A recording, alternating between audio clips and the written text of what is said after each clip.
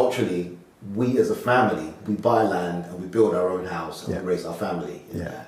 And I've just had this innate drive to always build my own house because I want it to flow a certain way. I want the garage in this place. I want the living room to look like this and lead into the kitchen and have that whole communal space. And just, this is what I have. I want That's the vision. To have a proper ensuite, a walk-in wardrobe. Like these are just key things that I like because all the houses that I've seen, I fit my life into them instead of the house fitting my life. Yes.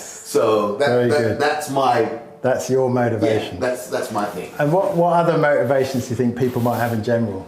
I think it's getting to that freedom of being mortgage free, of being self-sustainable, to know that I can build a solar farm and run my own power and I don't need gas and just living completely self-sustainable. Yeah, well I think one of the points you just raised there is mortgage free because on average, if you're looking at buying a homestead in the UK, not in the north of some Welsh mountain or in the North York moors, or in fact they'd probably be expensive there because of holiday homes, but you know, in a far-flung place, you're probably looking at spending or paying about £1 million, probably more. I don't know. If it's residential already, that's the point. Okay. Yeah. That if it's got a farmhouse already and the precedent is that you can live there, the price per acre is going to be large. Yeah. Okay.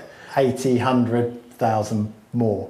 Whereas the price per acre for agricultural land is on average 10 to 12,000 pounds. Unless you're a killer negotiator like yourself and got it for a lot less than that. Wow.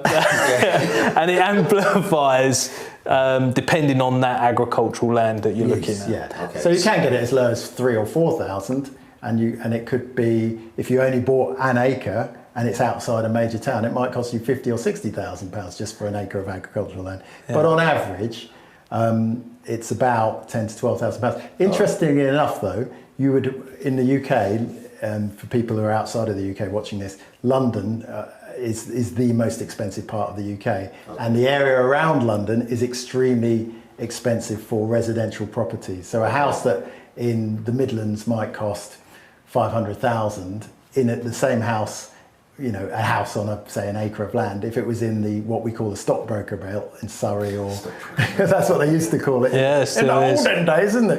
That might be 2 or 3 million pounds. You know, the physical same size house on the same plot of land.